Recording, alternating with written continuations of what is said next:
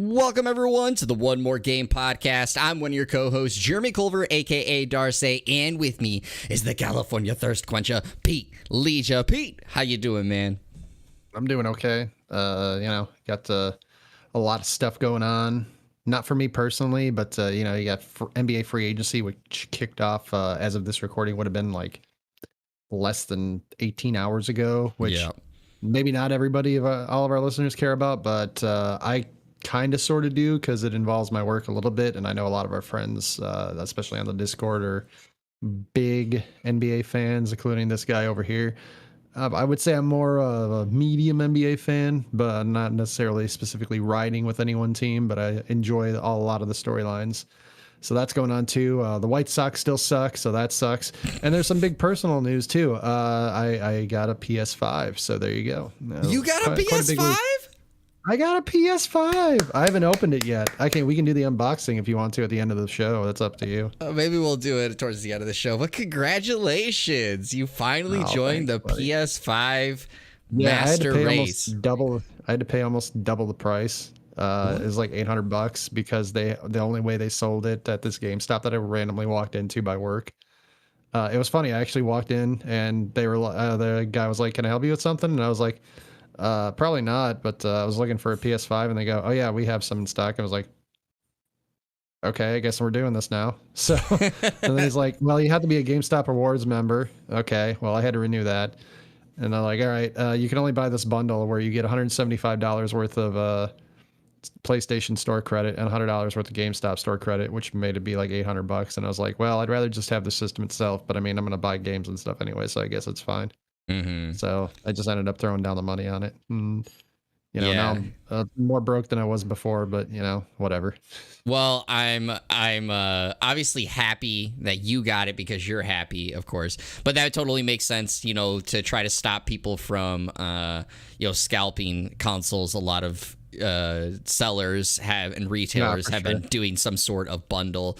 So I wasn't surprised at first when you said you paid almost double. I was like, please don't tell me you went on eBay and tried to buy one of these. Oh, so no, absolutely not. I would not have done that. I'm at least glad that you did. By the way, when I say unboxing, it's not that I haven't removed it from the box. I haven't removed it from the garbage bag they stowed it in when they handed it to me at GameStop. I was like, "Why would you hand me in a garbage bag?" It was like, "Well, we want to keep it hidden from other people." I'm like, I'm walking out of a GameStop. They're going to probably know what this big ass thing that I hauled out in a garbage bag is, but okay. I guess it was in my car at work for a while, but it's not like I was keeping it hidden from my coworkers because I didn't believe they would steal from me. So yeah, it was kind of interesting the way it was smuggled out there. But So I do have to ask before we get into the true open and what we've been playing lately. Did you buy a game with any of your credits or in general yet? I've not yet. Okay. I've not yet. One of the first things I wanted to do was upgrade. I don't even know if I can still do it, but upgrade the PS4 FF7 remake to the Intergrade, and then I'd have to buy the intermission DLC, which I think is like $20, or it was at the time. I don't know if that deal's still on the table, but I would like to do that. That'd be one of the first things I do. I'm fairly certain. Did you bought Final Fantasy VII yourself, right? Yeah. Yeah, so then, you'll have the free upgrade for sure. And then... I saw that if you bought the hard copy, it didn't work, but I'm pretty sure I downloaded it. I'm like 95% sure. Hard copy, it works too. I have the hard copy, so you don't need to worry about that. The only thing was, and I think that they ended up changing course on this not too long ago, but at first when PlayStation gave Final Fantasy VII Remake away as a PS Plus game, those users could not upgrade for free to the PS5 version for a while. And then I think, I could be wrong, somebody can comment in the chat or, of course, into the show on our website, can correct me if I'm wrong, but I think they did eventually change that course, but it was like a good 6 months or 7 months before they finally were like, yeah, the PS Plus users can finally upgrade their version. But yeah, I see. You have the free upgrade. So yeah, and I think, again, could be wrong, but there was like a big sale going on, like an add-on sale, and I think Intergrade or the Intermission DLC was one of the game DLCs or the add-ons that was on sale too. So there's a chance you might be able to snag that at a discounted price as well. Yeah, but, and I mean the 175 sorry to cut you off. The 175 PlayStation Store dollars is going to cover like a year worth of PlayStation Plus or whatever. So I mean, that's already got me pretty good set up once I actually get everything set up for myself. Yeah, and you got East 8 and East 9 on there too. So I mean, that's just in RPGs alone. That's a pretty good haul to have right away. But now I have a backlog like you do. Heck yeah, you do. But everybody, thank you so much for tuning in here to the One More Game podcast. This is a podcast that is centered around making sure you're informed about all the video game news happening around the world, whether it is PlayStation, Xbox, Nintendo, or PC. If there's news that you need to know about, we'll make sure that you know about it. When you're listening to this on your podcast service, make sure you hit the subscribe button or the follow button, depending on what your service offers. And if your podcast service allows reviews, please leave a 5-star review and tell everyone why you love the One More Game podcast, because we really enjoy bringing this to you each and every Friday. If you'd like to be part of the show by asking a question or suggesting a topic for discussion, head on over to pressstartnews.net/onemoregame and fill out that submission form, and your submission could be used on the next episode. Or you can drop it in the chat over here on youtube.com/presssstart28 when we record it live, and we will react and include those on the broadcast. But if this is your first time to the podcast, welcome to the podcast. I hope you enjoy your listen, and I hope you enjoy your stay. If you are returning, you already know what it is. We start off every single podcast talking about what we've been playing lately. So, Pete, what have you been playing lately? I got 2 of them. 2 games. Nice. Still more Fall Guys. That one hasn't really changed. Playing with a bunch of friends. It's really fun. You and I need to play. Got to get the situation coordinated. And I actually played a little more Resonance of Fate. I'm gonna have to go back and figure out how to do the combat system again, because I spent so long away from it. Go through the trials again, watch some of those videos you were talking about the last time we discussed it. Still a little confusing story-wise where we're going, but one of the things that jumped out probably most out of all of them is like the characters actually look different from one another. One of the things that, especially early on with RPGs, like the only thing that really changes is like mostly just the whatever clothes they wear, whatever clothes the block characters wear. And this one, like one of the first chapter or first mission that you do right before you go to the second chapter, the dude that looks like there is just like a Jabba the Hutt weird looking dude that's like really like odd looking, but unique looking, but also, you know, I appreciate that kind of thing. Like, not everybody looks the exact same, and I know in a lot of video games sometimes to save, you know, space on some of the art, especially the older ones, not necessarily the newer ones, but this game's like, you know, what when was this game come out? 2010, I think, is when it originally came out. Okay, so it's I mean, it's still a decade, but I mean, like even like I guess Final Fantasy X wouldn't have been that new, or that what do you call it, that recent. But a lot of games even still seem like they use a lot of the same designs and stuff like that for a lot of the side characters. And this one, at least for a character that I assume isn't coming back anytime soon, or isn't going to show up much, just like a MacGuffin for you to complete your first quest, is pretty interesting that he had such a unique design. So I was really floored by that. The combat system is as wacky as it is. It's still engaging and entertaining. So I hope it still stays like that and doesn't. It's kind of frustrating that even though I haven't played in a couple of weeks, that, you know, it's like, shit, now I gotta get back into it again. But I mean, right now, at least the interesting part, the engaging part of the combat far outweighs the frustration of me forgetting how to do it because I hadn't played it in like 3 weeks. Well, I'm glad that you're still enjoying it. I hope that, you pick it up fairly quickly, the combat again, and dive into it. I'll just go back to the trial thing again. Yeah. I saw you were tweeting about a specific one, but you also wanted to write an article about it and a review for the website, so I don't want to push you into that one. Oh yeah, you're talking about Little Noah. Yeah. So is that the game you wanted to talk about, or? We can actually talk about one. I shouldn't say one of, but I have 3 games that I played this week. You can decide how you want to handle it. I don't mind talking about Little Noah. Of course, I'll do more in-depth discussion for my review. But I beat Little Noah.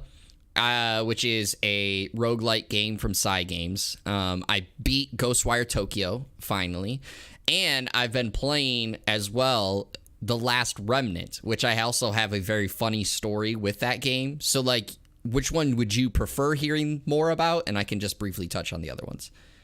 So the one I want to hear about the most, because now you tease me with a funny story, is Last Remnant. Okay. I do want to hear like what, even just like I liked or disliked it, and nothing else about Ghostwire Tokyo at some point, but that doesn't have to be here. Sounds good. So first off, we'll just touch on the Ghostwire Tokyo because I did beat that one. I guess like in further past. That was the first one I beat so far. But Ghostwire Tokyo, I actually liked it. I said to my friends, I definitely would have been upset, or I guess upset isn't the word I would use, but I wouldn't have been as happy if I had paid full price for it and beat it like I originally planned to, because it definitely never clicked to the point that I wanted it to. But it was still an enjoyable game. I still found it a lot of fun, and I think that when it eventually does come to Xbox Game Pass, because of course Tango Gameworks is an Xbox studio now, so it will be coming to Game Pass once it eventually comes to Xbox, that it's a great game to dabble in, have fun with it while an Xbox, and move away from it. The best part about it, though, I will say, is the last mission, the ending mission, definitely was written really well and really hit a soft spot with me. And I think for you as well, who has a sibling, it's going to hit really hard with you as well, I would think. So it was a really great final mission, got me in my feels. But overall, though, as the full package, it was good, but definitely not as high as I thought it would be. Little Noah, just to say it again, as I said in my tweet, but I did really enjoy the game. I think it's worthwhile to pick up. It's $15, and it's on Switch, PlayStation, and PC, if I remember correctly. It's worth the price, but again, I'll talk more about it in my video that you can go watch right here, of course, on youtube.com/PressStart28. It will also be at PressStartNews.net. But when it comes to The Last Remnant, so first the funny story, or actually I'll go to the funny story later. So first off, The Last Remnant, for those that don't know, it was a game that was released by Square Enix originally as an Xbox exclusive here in the West. It was released on PlayStation apparently in Japan, but I guess the PS4 version, or PS3 version, never came out here in the West. But it was an Xbox exclusive. It eventually got brought to PC. I don't remember what time it was. And then a few years ago, I think it was in like 2018, 2019, it might have been, a remastered version has came out for PS4, Switch, and Xbox, but no longer on PC. I, however, own it on PC, not the remastered version, the original version, which is no longer purchasable, okay? They delisted it when they made the remaster version.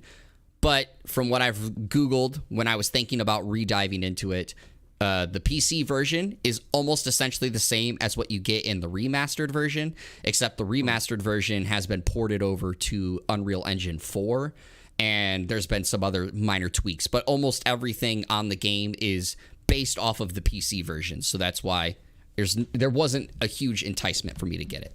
I'm enjoying it. It's fun. Combat is essentially, you're like I would think of it like you're more of like a commander of a troop, and you don't actually choose like the skills that you want your party to do. You kind of give them a suggestion, and then the people in your units, as they call them, or I think it's units, or unions, the unions will make attacks based off of that. So for instance, to give you a thing, you might say use combat arts, and then your character, which the main character's name is Rush, out of the combat arts he knows, he will choose to use one of those moves. And that's how you do your combat. And so you kind of like are playing like almost chess as you're battling. It's a lot of fun. I'm enjoying it. It's definitely, though, not going to be everyone's cup of tea. The funny story, though, and I've been telling this story since I went back to play it, because it's just still funny to me. So back, I want to say 2013, I had just built one of my gaming PCs that I built, of course, over my years. And so I was first dabbling into Steam at the time. I didn't have Steam before. I was a console player mostly, but I did play like games on PC like League of Legends, World of Warcraft, Terra, things like that, but not on Steam. So I was getting on Steam and I saw The Last Remnant on sale for like $3-4 or something like that. It was really cheap and I really wanted to get it, but I didn't want to buy it. Like, let's just put it that way. I wanted it, but I didn't want to buy it. So I proceeded to talk with one of my friends, one of my best friends. He's a listener of the show. His name's Ronnie. He'll probably laugh hearing that we're bringing this story up because I just brought it back up to him the other day. What up, Ronnie? But I was telling him how amazing of a game The Last Remnant was, how great it was, how fun it is, all this jazz, and just kept talking to him about it. The funny part about this whole thing, the key part about it is I had never played The Last Remnant in my life at this moment. Again, it was an Xbox exclusive. I never owned an Xbox console, but I kept telling him how great this game was, how awesome it was, how fun it was. And he's like, well, then buy it. And I was like, I was like, but it's great. I was like, I just think it's a great game. He got so frustrated with me and so annoyed with me that he bought me the game just to shut me up. You conned your buddy into buying you the game. Yeah, basically. Only like $5. Yeah, basically. He's like, he was like, I literally was just like, quit being a cheap butt and like buy the damn game. And I was like, man, last week you were hitting on the one of your friend's mothers. Now you're just counting your friends into buying you games. What the hell's wrong with you, man? You're just like an evil human being. It sounds like I am building up my villain arc. Okay, so when you see me as the big bad of an upcoming RPG or video game or podcast, then you know exactly the villain story that was developed. Yeah, no shit. The Darcy remnants. yes. But yeah, it's a lot of fun. I am enjoying it, but I will say last night I was getting really frustrated because, again, how the combat works. Sometimes there are moments where, like, you tell the troops to do a certain thing and you think it's fairly straightforward, and then it's not. So to give a quick instance, last night I told the party, it's literally as one of the moves. It says, get your HP up. And the description of it is attack, but like heal. So it's like still use attacks, but heal while you can. One of my troops was at like 400 health. The rest of them were pretty close to full health. The troop that was at 400 health is the one that I said to get your health up. They decided to heal one of the other troops. And then proceeded to die. It was like, it's not what I meant. Sounds like when Final Fantasy games when your character is put into confusion or whatever, and then you start like doing random stuff, and it'll be just like healing the enemies. It's like, no, don't do that. Come on. Yeah, it was literally like, I'm like, dude, heal, and he like does restore 2, and he heals the other party, and I'm like, no. The very next hit hits them for like 500 damage and kills them. I was like, no, of course, that's the next one too. Yeah, I was like, that's not what I meant. So yeah, there's those moments, but I still enjoy it. So I would definitely recommend checking it out. I think it's like $20, the remastered version on each of the consoles. So. But we've been talking about what we've been playing for quite a bit. Let's get to our gaming catalog, because there is a number of things that will be more probably long-form discussions. The God of War devs getting harassed by fans online. Return of Monkey Island devs getting harassed as well. Pokemon Go developers canceled some projects and laid off staff, and a Battle Royale indie project is shut down, but the studio is being bought. That's all coming up here on the One More Game podcast, but we're going to get started with our main title, and that is God of War director tells creeps to stop sending explicit pictures to game devs. This is the Gamer.com, written by Rhiannon Bevan, and it goes as follows. God of War's Cory Barlog has told fans to stop sending genital pics to game devs after a member of his team was harassed with explicit images. This comes as developers speak out about the abuse they received from the community following the harassment suffered by Monkey Island creator Ron Gilbert after a recent game trailer, which that is going to be part of our next discussion. And yes, you read that right. Gamers have been having to be told to not send unexplicit nudes to developers because apparently it wasn't obvious enough that this is awful things to do. And worse yet, this isn't even the first time God of War Ragnarok dev team has been harassed, having been subject to misogynistic abuse when the game was hit with delays last year. Quote, this is from Estelle Tigani, who is the developer. It said, quote, pro tip, sending me dick pics asking for the God of War Ragnarok release date will not, in fact, get me to reveal the release date. The cinematic producer of God of War Ragnarok responded. And to the people who are doing so, when did that ever work for you? Of course, Cory Barlog, who is the director of the game, steps in or retweeted it and said, are you effing kidding me about this now? I cannot believe I even have to say this, but don't effing send dick pics to anyone on this team or anyone in general. They are busting their butts to make something for you guys to enjoy. Show some effing respect. So, Pete, I have to ask you, I know that we joked and kind of laughed before the show, saying like, yeah, you didn't have to do much research ahead of time to be like, this is terrible. But I got to ask you just in general, what was your reaction to even seeing this being an article, basically that someone did this? My initial reaction was kind of similar to Cory Barlog's reaction. We have to explicitly state that hey, sending unsolicited pics of your genitalia is not gonna get you anything that you really want in terms of when you're asking a question, and B, is highly just unprofessional and disgusting, and like, just don't do it. I'm sorry. We don't have to cover a whole lot of that. The fact that it was an actual story, and the fact that we have multiple stories about harassing developers and people like that, and just harassing people in general. They're not the only ones that have been harassed lately. There's been quite a few voice actors and actresses and people just periodically being just abused and called out, and just random people just saying disgusting things, doing disgusting things, awful, just abusive nature stuff. Just stop doing that. If it's okay if your game the game that you really want to come out doesn't come out in proper order. These things are very difficult to make.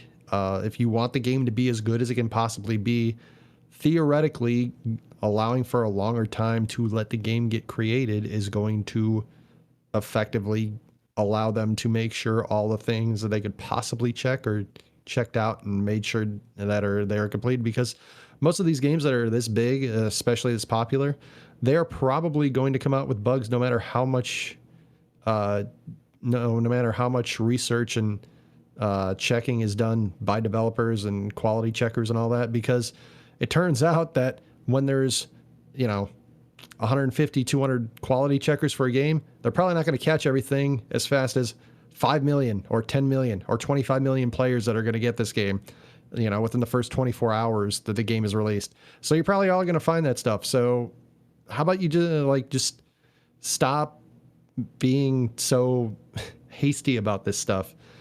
Life is too short to worry about these kind of things. There's other things going on in the world. And going back to just the original point, being abusive about it isn't suddenly going to make these people go, oh, well, since you're being a jerk to me, now I'm going to give you this information. And that's not even to go into all the legal ramifications. We talked about last week or 2 weeks ago about, just random things being revealed by actors and voice actors that just like, hey, you probably aren't supposed to be revealing those kind of things. They're randomly tweeting, hey, I'm at Warner Brothers lot today. Can you guess what I'm doing? Even though I'm the only known for one thing, wink, wink, really known for one major thing, wink, wink, nudge, nudge.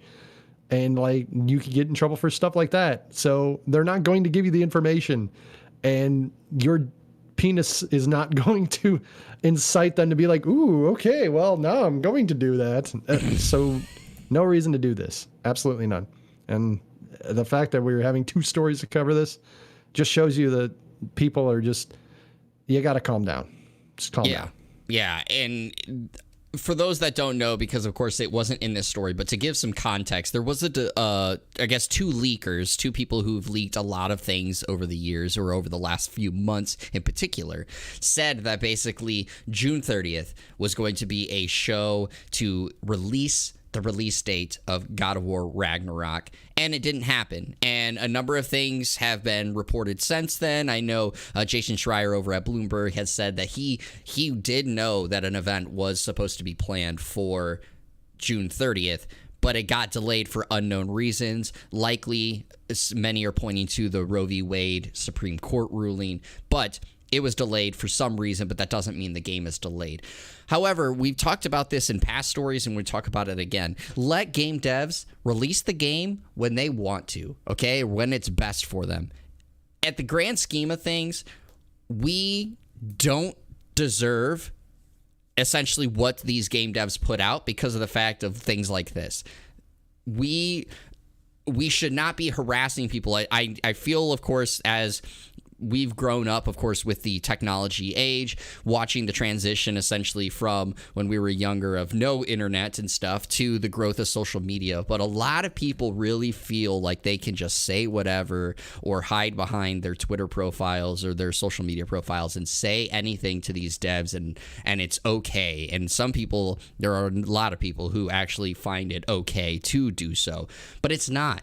It's not okay to harass these people. It's not okay to send them threats and things of that nature. And as the story points out, Alana Pierce, who has been a IGN writer, has been featured on a lot of podcasts. She is now a writer for Sony Santa Monica, got misogynistic and violent messages over the game delay from out of last year into this year. Like, these things are not okay, and I don't know why people think they are.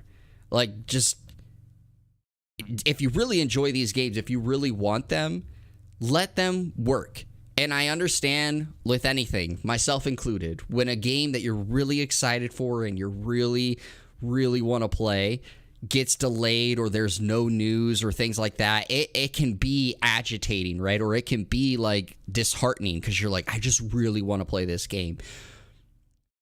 There should be this little, thing on your shoulder that goes, hey, they're humans and they are working as fast as they can. No one wants the game to come out in a better state and be received super well. No one more so than the developers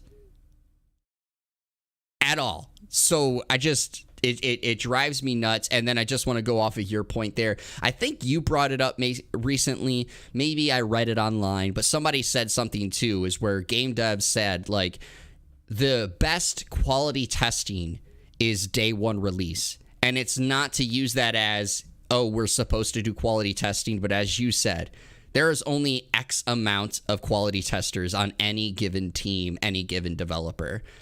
But day one, there is 10 times that who end up buying said game typically. And as you said, they're going to find things a lot faster and a lot quicker than any game dev will. So when some people say, oh, well, why don't the people release a finished game? Look at all of the game bugs and breaking things that people do for speed running on older games. It's because they can't send an update out of those things. There was bugs forever in video games. Let them do their job. Pete, is there anything you want else to say before we move on to basically the second part of this story? I did have a thought and then I lost it, so no. Okay. I wish I could be more intelligent than that. If it comes back, well, you can bring it up even if it isn't the second one. But we're going to go to our next story, which is, of course, part of this first story. This is coming from The Verge, written by Jay Peters, and it is Ron Gilbert won't post about the new Monkey Island game anymore following online abuse.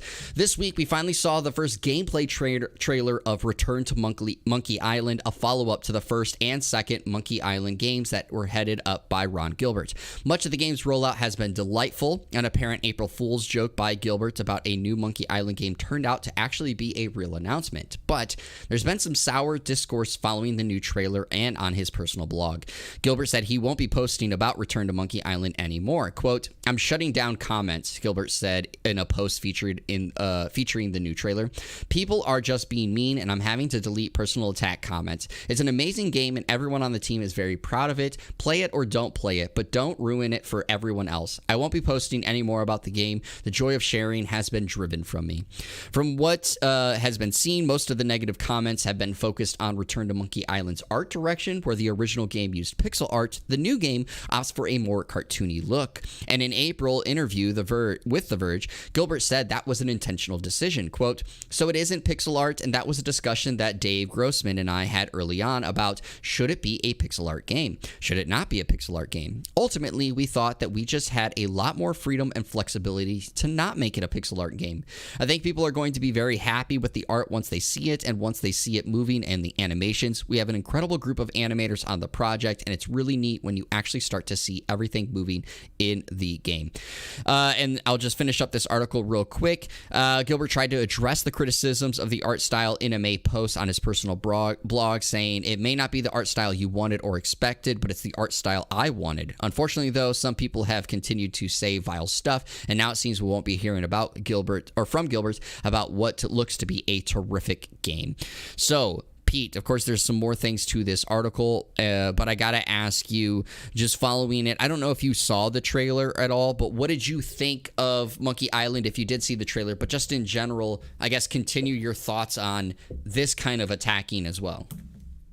I watched the trailer and I went to the website. It was actually set up kind of cool, the way they had the kind of point and click thing, that you could select different responses and the characters on the screen interacting with you. Going back to this, it's more of the same. Just, we don't need this. We don't need you to be attacking. And this might be, look, I'm going to be grumpy old Pete. You know, I'm just grandpa over here, yelling at clouds and whatnot. You know, it's just how I do. That's just my vibe nowadays. I don't know. We don't,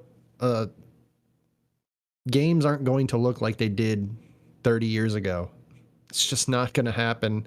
You don't want it to look like they did 30 years ago. I enjoy, as much as the next person, the games that look, you know, from the PlayStation 1 graphics, from the old PC graphics of the 90s, from the N64 graphics, of the games that came out from that era.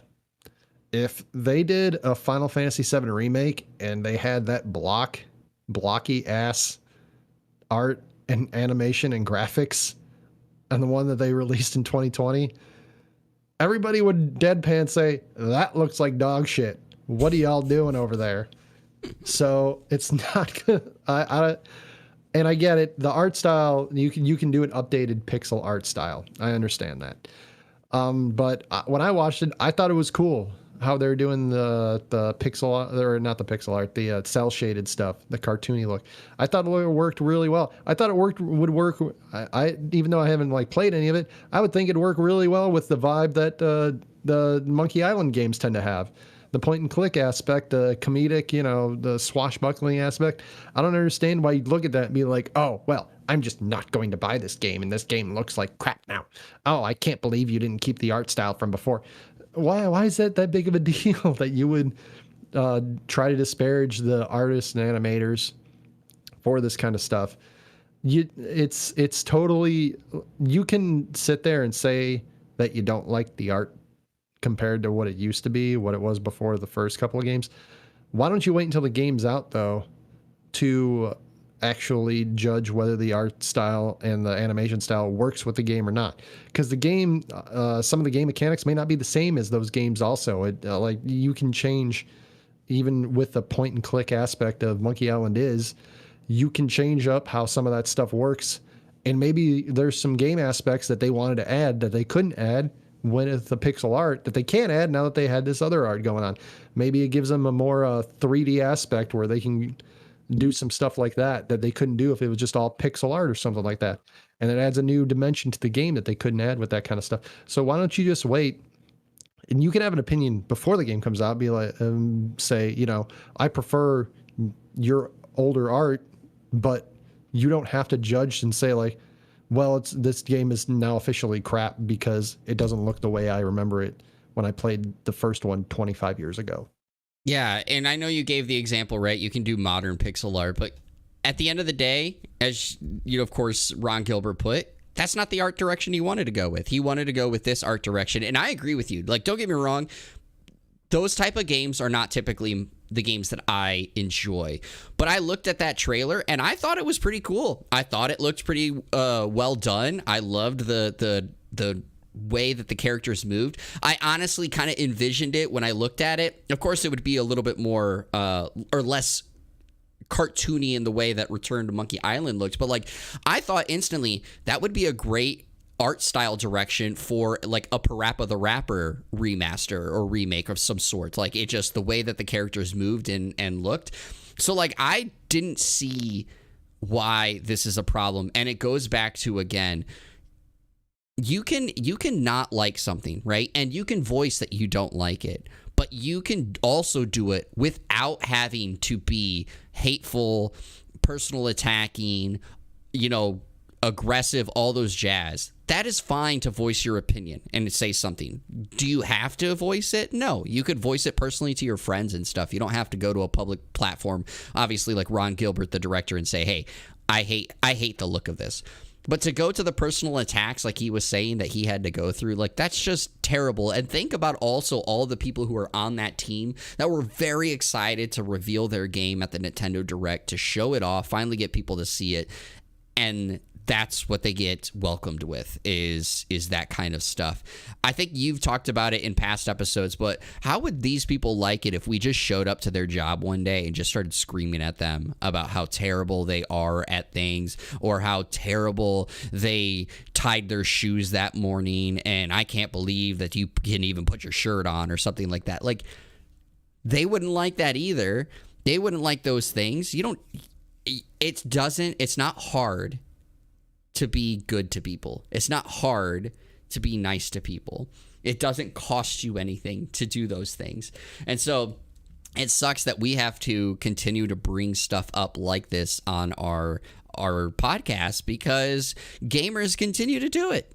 And it's not, don't get me wrong, I definitely know it's not the majority of gamers, but it's always the vocal minority that cause the most problems in all aspects. And this is another one that's it's just terrible. Yeah, and you brought up a very good point too. You don't have to, just because you dislike something doesn't mean you have to go to the creator and say, hey, I dislike this thing that or change that you made. You can just be like, hey, I don't like this change, and just kind of chill and wait to see how it plays. But I'm willing to see how it plays out. Or maybe you're not, and you'd rather just go do something else. That is 100% something you can do as well. But you don't need to be disrespectful about it. And I want to be clear, telling a dev that, hey, you don't like this change is not necessarily being disrespectful. But if you don't have any constructive criticism to follow up with that, there's no reason to. You're not adding anything to the conversation by just saying, I don't like this thing. Well, I don't like this thing either. Well, I don't like this thing either. Okay, well, what would you prefer? And I guess in this instance, the preference would be the old pixel art. But again, we're 25 plus years, 25 or so years removed from the original Monkey Island game. So it's not going to look like that now. It's not going to look like that ever again. Maybe the games wouldn't even look like that if they came out now. If Monkey Island 1 was originated today, maybe it wouldn't even use that pixel art. So comparing it to stuff to how it was back then, the art and animation style, it's going to get updated. So just either ride out with it or don't, but you don't need to be disrespectful and just awful or abusive about your opinions, and just don't need to do it. Yeah, as we've talked about before in past episodes, if you don't like something, there's plenty of other games to go play. Go pick a different game and move on with your life. Don't resort to harassment or abuse or things of that nature. It's just not okay. We're going to move on to our next article. Again, this is coming from The Verge. This is about Pokemon Go, and the developer Niantic has canceled 4 projects and lays off more than 80 people. This is written by Jay Peters, and it goes as follows. Niantic, which has been trying to replicate the massive success of Pokemon Go with other mobile AR games, is laying off 8% of its workforce and canceling 4 projects, which was reported by Bloomberg. Quote, we recently decided to stop production on some projects and reduce our workforce, but about 8% to focus on our key priorities, Niantic VP of Communications Johnny Thaw said in a statement to The Verge. Quote, we are grateful for the contributions of those leaving Niantic, and we are supporting them through this difficult transition. This means we can focus on our most important priorities, including Pokemon Go and a select set of new experiences, as well as the Lightship platform. This increased focus, as well as our strong core business, puts us in a position to weather the broader economic uncertainty many companies are facing and continue investing in the future of AR. Now, according to Bloomberg, the changes mean Niantic is canceling Transformers Heavy Metal, a game made in partnership with Sleep No More creator Punch Drunk, and 2 titles codenamed Blue Sky and Snowball, and about 85 to 90 people, are being let go. Pokemon Go has been proven to be an enduring hit, of course, over the time, but despite its nearly 6 years, being 6 years old, and other AR games haven't had quite as much success. Niantic has recently shut down AR games based on Catan and Harry Potter franchises, and Microsoft shut down Minecraft Earth last year. That said, Niantic still seems committed to making new games. Its adorable game Peridot is in a soft launch, and the company just announced an NBA title. So, Pete, what do you make of this? Do you think AR games are going to continue being utilized, or do you think that Pokemon Go just had the right, I guess, hook for people? Well, my first thought was, kudos to a company that's worth over $1 billion. Once again, going out and just putting themselves first before the people that actually work for their company after having a $2 billion revenue year and then almost $1 billion follow it up. Kudos to them. They didn't make $2 billion, so I guess they didn't have enough money to pay for everybody, I guess. I don't know. But my first thought is, or my thought for AR games specifically, I think you need an actual something that's based on that, like augmented reality for like something like Pokemon itself. The idea works really well with augmented reality games. That's what the AR stands for people that are unaware. Because Pokemon is a game, theoretically, the world itself is you go out, walk around, and you come upon a Pokemon, and you're going to go and capture it. And that works really well when you have that works really well in the real world when you have the augmented reality, because you walk around with your smartphone everywhere. Everybody does. And you're allowed, and you're able to just walk around and find things like that. I don't know if every single format that is like this, I don't know how a augmented reality Harry Potter franchise or Catan, the card game franchise, would work.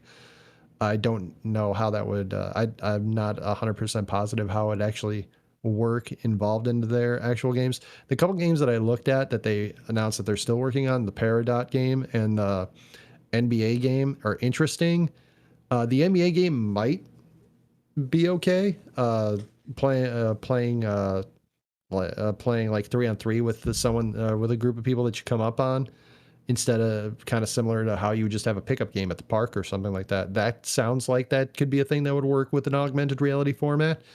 I'm not 100% sure why you wouldn't just play the pickup game in the first place, but that allows you to connect with people that the augmented reality aspect allows you to connect with people that you wouldn't normally be able to just going to the park. And as someone who's going to the park and shoot hoops, it's a little awkward just randomly like, hey, you want to play one-on-one to just some random person, the stranger that walks up, which maybe over the phone it wouldn't be.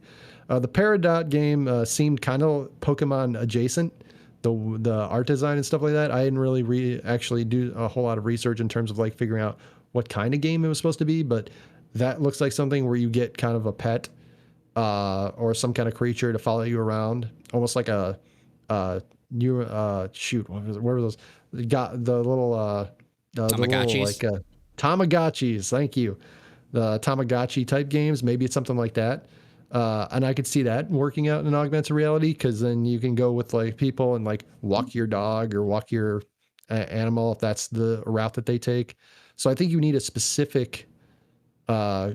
a specific idea that works with augmented reality. You can't just like, hey, we have an augmented reality Harry Potter game. Hey, we have an augmented reality Star Wars game. I don't know if those just are good enough to sell on their own or interesting enough to sell on their own after a little bit of time, especially since a lot of these are free to play. And the idea is you want these people to keep playing. And Pokemon Go specifically, you got to catch them all. That was the original catchphrase of Pokemon, right? You can just ride that whole thing. Whereas Harry Potter and stuff like that, I mean, I guess Harry Potter, you could theoretically learn spells on the augmented reality, but that doesn't feel the same as just playing a video game that is based in the Harry Potter universe to begin with. Yeah, I definitely remember when the Harry Potter game got announced and my wife being excited for it because she's a Harry Potter fan. And I looked at it and I thought it was cool, but like we just both never ended up actually doing anything with it. And I remember those that did just weren't really feeling it. And I agree with you. I think like Pokemon really worked because of the nature of Pokemon. And also it was just kind of the perfect storm because it was the first AR game with Pokemon that like or get with a beloved franchise, I guess I should say. So like it just took off in the way that everyone gets into it. And of course, right, kids and parents and all that jazz love Pokemon. Like, right, how many parents do you know that get into Pokemon because their kids into Pokemon and they hear it all the time, they see it and they're like, oh, these characters look cute or whatever, I'm gonna get into it. And Pokemon Go is an easy one to get into. I agree with you, the other ones don't really make sense, but I was thinking while you were talking, what would be like an AR game that I think would work out really well? And I want to say it was Digimon, but I could be wrong, so I'm gonna ask you, my fellow 90s child. So, do you remember the thing or the game, I guess I should call it a game, where like you could go out into stores and like scan barcodes and like you would be able to get a creature or something that you could take back to your house to put into a game or to your toy or whatever it was. And I don't remember too much more about that, but I just remember it being, I swear it was like Digimon. And it was like that sounds like something that would be Digimon, but off the top of my head, I cannot for the life of me think. But that it would have to be something similar to that, and I don't ever recall Pokemon doing anything like that. And that sounds like something Digimon might have done. Digimon's actually a good one that you pointed out. Yeah, that one might actually work really well with an augmented reality style. And that's what I was getting at is like I wish, because like I'll have to look it up after the show, but there was definitely this, it was either a 90s toy or something like that, but like you could go out and you could scan things with this toy and it would like capture things to bring back to your game at the house. And I remember having it for a little bit. I don't know if I borrowed it like from a friend or something or how I came about it, but I just remember that. And like I feel like that would be the next AR thing to hit, because using Digimon, for instance, Digimon of course is not as popular as Pokemon, but it is still a fairly popular franchise and it would really work in the AR environment. The other one, of course, that would work, but it's kind of been a bygone era now, even though it just had a remaster not too long ago, is Monster Rancher, where Monster Rancher kind of allowed you to do something similar in the remaster games that just came out for Switch. But back in the old days with it, you could like with the game put in like a disc, like a CDs that you own, and the CD might actually be connected to a monster in Monster Rancher, and then you had it inside your game. Something like that would also work. But going back to your first statement, I do totally agree. I did have it in here as you talked about, but like last year they surpassed $904 million in revenue. I get you have to cancel projects, and sometimes canceling projects means laying off staff, but I really feel you could have found another way to repurpose those people versus just laying them off when your revenue is 900 million plus in a year. But it's okay because they are grateful for the contributions they made, and they're trying to support them through this difficult time. Yeah, that's fine. Yeah. So it's fine then. It's a good pat on the back. You did a good job. The way to support them is to keep them employed. But yeah.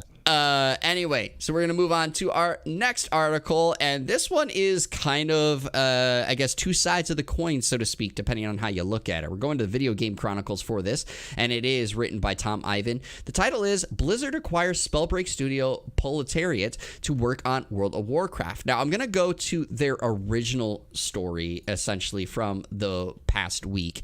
And it is earlier this week. Proletariat wrote out that the future of Spellbreak, they are actually shutting the Battle Royale down, the spell and magic combining Battle Royale that launched back in 2018, or I should say in early access in 2018, is going to shut down in early 2023. And they put in here, quote, our vision was to create a fresh multiplayer action spellcasting game with exceptional movement and class customization that would give players the chance to unleash their inner battle mage. We are grateful to everyone in the game's community for exploring the magical worlds and experiences we created together. Spellbreak was an ambitious project that saw our team push new boundaries in design and development, and we are excited to continue to innovate as we create new titles in the future. Well, now going back to the original article, or the article about Blizzard acquiring them, well, according to VentureBeat, the Boston-based studio has been purchased to bolster the World of Warcraft development team. The studio has reportedly been working with Blizzard since May and will contribute to upcoming World of Warcraft expansion, Dragonflight. We're going to skip down a little bit towards the bottom. Now, Dragonflight's expansion is supposed to launch this year, and the Wrath of the Lich King Classic, a re-release of the World of Warcraft 2008 expansion, will also be released later this year. Again, that is for World of Warcraft Classic. So, Pete, I got to ask you, first off, I have a couple of questions, I guess. First off, did you ever play Spellbreak? Secondly, if you did, give me your thoughts about an indie studio being able to accomplish Spellbreak. And then thirdly, outside of the closure, how do you feel about Blizzard acquiring this studio and essentially turning them into a support team? I never played Spellbreak. I think I maybe tried the demo once or twice. It is I believe it was a MOBA type game, PvP Battle Royale. At least. The Battle Royale, yeah. So like Fortnite, but battle mages. Yeah. Okay, now it's really coming back now. Yeah, I did play the demo. It was fine. Not really my cup of tea. Accomplishing something like Spellbreak, becoming a decently popular, finding and doing something different and finding a niche in something that is dominated by PUBG and Fortnite. Like, usually when you have something that enters a realm that's so dominated like that, you have to be a big time developer. For instance, where they're going now, they're going to WoW, and the MMOs were mostly dominated by WoW for a long time, and the only one that was really able to start fighting them, we covered it last week, was Final Fantasy 14, which was developed by Square Enix and has a lot of money and leeway to actually combat what Blizzard is trying to do. Maybe not as much, but I mean, they have the gaming wherewithal, the ability to do that. They have the knowledge and stuff, and even they bombed first. They had to remake it from the ground up and scratch in like 18 months, as we talked about. So, I mean, usually when you're trying to find a niche, the biggest one is the biggest battle royale to come out is what, Apex Legends, and that was made free to play by basically EA Games, I think, right? Who is that? Who the developer? Yeah, Respawn is the actual developer, but of course they're an EA studio. Yeah. Yeah. So I mean, the only one to come up through the battle royale and do much of anything is between Fortnite and PUBG. It was Apex Legends, and I mean, not as popular as any of those, but Spellbreak was pretty much there. So them being able to accomplish something like that as an indie studio in a genre that's dominated by two super popular games, and Fortnite's really the big one. PUBG is kind of the more, if you're doing a MOBA comparison, it'd be like League of Legends would be Fortnite, and I think PUBG would be closer to Dota. Would probably be the closer comparisons, even though Dota has a lot more money in the bank when they have their world championships, I believe, than League of Legends does. But still, those are like the two that'd be the comp for that. So it's good. Kudos to Spellbreak. It is kind of disappointing that they're just going to be it. First off, congratulations to this studio for getting an opportunity and running with it.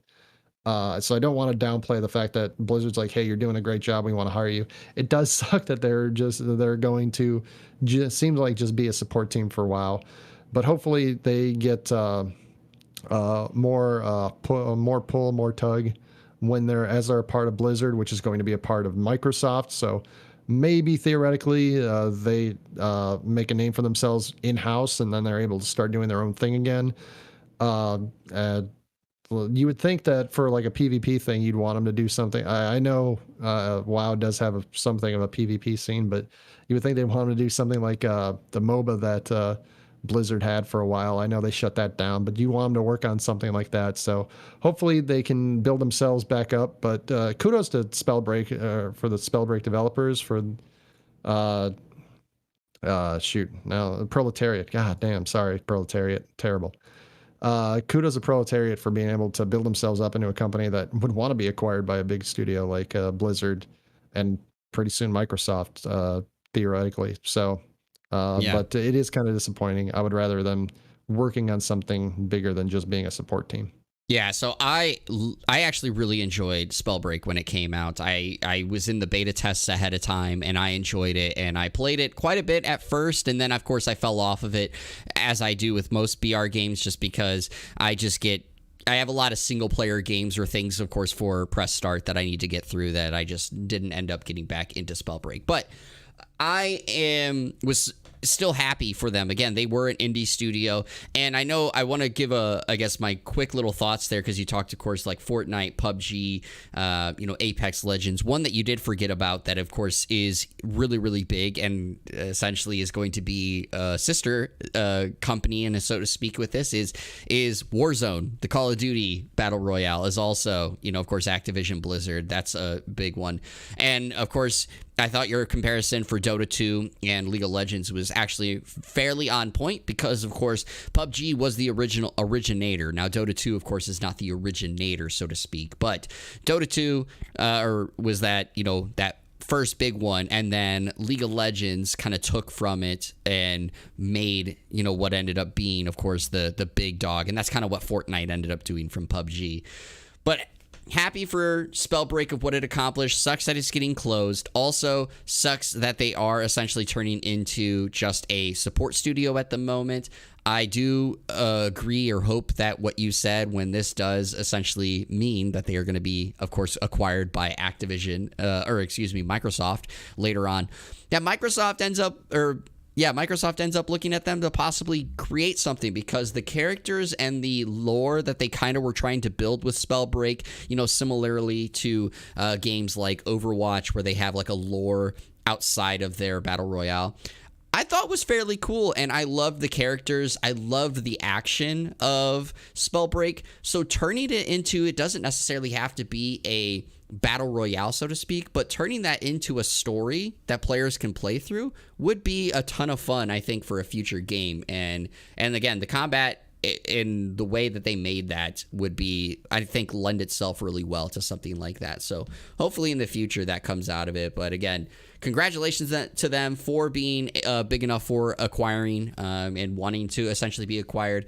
And then, of course, though, on the other side of it, it does, it's sad for us gamers, because, of course, games like Spellbreak or a future game they may have been trying to potentially work on will, at this moment, no longer see the light of day. So, two big things there. Then let's go to our last article real quick before we get to our upcoming game releases. And this is EA makes fun of single-player games, and basically the internet does not react kindly to it. This is coming from IGN, written by Ryan Dinsdale, and it goes as follows. A joke made by EA's official Twitter account making fun of single-player games did not go well for the company. The internet's reaction forced the company to address its mistake. Now, I will tell you real quick, there's been, for those that don't know, there's been the popular meme that's going on, especially around Twitter, Twitter that says they're a 10, but, and then fill in the blank. And there's been a lot of fill-ins there. So EA tried to jump on the popular meme and said, quote, they're a 10, but they only like playing single-player games. Then the tweet itself was a little odd, given that EA itself publishes plenty of single-player games, including Mass Effect Legendary Edition, Star Wars Jedi Fallen Order, and The Sims 4, and is about to publish Jedi Fallen Survivor, I think it is. But what started as perhaps just a poorly chosen joke escalated once the post gained traction. Twitter users, including the head of EA Respawn Entertainment, Vince Impella, YouTuber Jack Septic Dice, and the Game Awards host Jeff Keighley, all shared in disparaging in the replies, while plenty of other people made fun of the criticized EA in retaliation. They then, of course, retweeted out later on, roast well deserved, we'll take the L because playing single player games actually makes them an 11, which more people did roast for them for as well. So Pete, what did you think of this grade A tweet coming from Electronic Arts? Where the fuck did this meme start? Where does it come from? I don't understand. It just suddenly popped up on my Twitter feed like a week and a half ago, just all over, and I'm just like, I don't get it. I'm confused. Where did this come from? I don't know where it started either. No, I don't know where it started either. I didn't know if it was from like a Netflix show or something. There was a comment made on there, and I'm lost. I'm old. I don't watch things. I can't keep up with the times, man. It's just throwing me for a loop. Anyway, I know we spent the first two articles discussing the abusive relationship that gamers can tend to sometimes have with developers. This is more playful, I guess I would say. A little odd that you would make that comment, like you in the article stated, because you also make single-player games and are really well known for it. But they got rightfully slapped down by people, kind of joking back at them with it. The one tweet I will bring up, because you have it as part of the show notes, they canceled the Star Wars single player project and shut down Visceral Games in 2017. Zach Mumbach tweeted them, talking about how he said, "This is the company that shut down my studio and laid off about 100 great developers because we were making a single player game," and a bunch of laughing and crying emojis. So like, kind of like, it's funny because it's sad and true. And then also replied to his own tweet, also, if you break game rating scores down to a 10-point scale, most EA games are a solid 6 or 7, not because the developers are bad, but because the corporation forces them to rush games out. EA corporate leadership wouldn't know what a 10 looks like in terms of video games. So kind of a double whammy on that one. Yeah. So that was a little darker turn for that.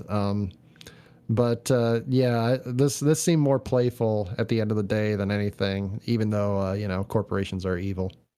Yeah, I obviously reacted to that. I think I retweeted the original tweet and stuff because I was like, wow, all right. And I did, while you were talking, quickly look this up. It originally started on TikTok, which is like weird because I actually didn't find it when I was on TikTok, but apparently a May 31st TikTok from Leah Woods appears to be the origin, though she and her friends were rating Theoretical Men, and it just spawned from there and carried over towards, of course, other social media. I'm not on TikTok, so that's probably why. Well, you are on TikTok. You just never use it because I send you my videos fair. And you never like my videos on there, which everyone else should by following at Darce28. Anyway, I thought this was like a terrible, like, I get the joke. Of course, like you said, it's definitely was supposed to be playful, right? But not, it was terribly like timed for Electronic Arts. I don't know if that's the route they should have went for. It should have been something more like they're a 10 but they don't play video games or something like that, because they play everything. But yeah, not a good look, especially again with what was in the show notes. But it's when you have a recent studio closure that you close them down because they only made single player games, like that's not a good look. So, but just as a reminder, another single-player game that EA is about to make, the Dead Space remake, is supposed to come out later this year, which was originally made by Visceral Games. So, There's another and example. And they just had the Star Wars Fallen Order, and they're doing a sequel to that, and that was also single player. Yeah. But, So, Jeremy, I got a question for you. okay, I got a possible Do answer. Do we know when Star Wars Fallen Order sequel's coming out? No, sometime next year. But what I do know is games that are coming out here in the next week, and I'm going to tell you all about them, which starts with today, Friday, July 1st. We have F122 for PS5, Xbox Series, PS4, Xbox One, and PC. Game Deck for Switch. Almost My Floor for Xbox Series, Xbox One, and Switch. Numina for PC. On Tuesday, July 5th, we have Urikill, the Calumniation games, PS5, PS4, Switch, and PC. Wednesday, July 6th, we have Cursed Island for Xbox One, Rush Rally Origins for Xbox One, Let's Play Oink games for PC. Thursday, July 7th, we have Matchpoint Tennis Championships for PS5, Xbox Series, PS4, Xbox One, and PC. Overrogue for PS5, Xbox Series, PS4, Xbox One, and PC. And then Friday, July 8th, we have Arcadegadon for PS5, Xbox Series, PS4, Xbox One, and PC. Kelowna Fantasy Reverie Series for PS5, Xbox Series, PS4, Xbox One, Switch, and PC. And Madison for PS5, Xbox Series, PS4, Switch, and PC. Pete, any of these catching your attention? We talked about Game Deck last week, so I don't want to cover that. I don't remember if this was on there last week or not. Numina looks like a real hell of a throwback to my time as a JRPG fan back in the olden days of the 90s when I didn't yell at clouds and I had such a positive and hopeful outlook on life. And that game looked kind of interesting. Also, supposedly, like, it breaks the fourth wall with you. Like, it'll ask you to do stuff, which is kind of weird, but the art style and all that look cool. Also, Klonoa Fantasy Reverie series. I've never really played the Klonoa games, but it's looked like a cool, like, N64 style of a platformer. Good sweet lord. I don't know why I couldn't think of the term. But platformer, so I was interested in that, and I really wanted to put shout out to Urikill, the calumniation, just randomly coming up with words that don't make sense to put in their title. Just, you know, I just love when they already take a fucked up language like the English language and then try to make it worse. Well, I did actually look this up, which is why I had the pronunciation. It is an actual word. It's not made up. And it is it's transitive verb to mean to utter maliciously false statements, charges, or imputations about. So, yeah. It obviously some people is. Say that about that's what I would say about the English language is a calumniation. There you go. But of course, that alludes to what goes on in the game. I do have a preview article about that game up on pressstartnews.net that you should go check out because I enjoyed it. And there's a demo out currently for PlayStation, Switch, and PC that you should go check out. Or I think just PlayStation and Switch, now that I think about it. I don't think the demo is out for PC. I could be wrong. PC had one. I'll check it really quick. Give me a sec. Yeah, you'll check it. That's the big one for me that I really want to get. I will say, even though Kemco games typically don't get reviewed very well, Overrogue looked pretty cool to me, so I thought that one looked nice. Really weird that there wasn't a Switch version because Kemco traditionally releases it for everything, so I was caught off guard that there was not listed as a Switch version. Maybe that's coming later down the line. But I am going to be playing Arcadegadon. That is a PS Plus title for the month of July, and you get that actually on Tuesday, July 5th, a couple of days before it comes out officially, because it is currently in early access on PC and PlayStation. But that's one I thought looks really cool. I'm excited to kind of dive into that and play it. I thought when it was released at a State of Play or shown off at a State of Play last year, it looked really cool. So now that I get to finally have it, I'm down for it. Did you find out anything? There is a demo on Steam for Urikill, the Calumniation games. There you go. So go play also, that. Also, I want to say when I watched that I'm sorry to cut you off. When I watched the trailer, there were a few voice actors and actresses that I recognized. So that was that was pretty cool when I was watching it the first time. So there you go. So yeah. So go play that demo because it's a lot of fun, and possibly pick that game up on July 5th. But that is all that we have here for this episode. Pete, is there anything you want to leave our listeners off with before we send them into the weekend? I'm asking you once again to not send unsolicited pictures of your genitalia to strangers. That's my goal, mission for all of y'all for the next week. Just start out with 1 week. see how you get. You get the urge, go do literally anything else. Okay, maybe not literally anything else, but go do something else that doesn't involve crime or murder. You have a nearly infinite amount of other things that, as you said, are not law breaking that you can go do. Like drink some water. Yes. If you're that thirsty, go drink some water. Yeah. Yeah. That's basically all that I got too. So anyways, everybody, that's the show. I've been one of your co-hosts, Jeremy Culver, aka Darce. This is the California Thirst Quencher, Pete Leisure, and we really enjoy bringing this to you. As always, everybody, stay hydrated, stay healthy, stay safe, and keep on gaming. We'll see you guys on the next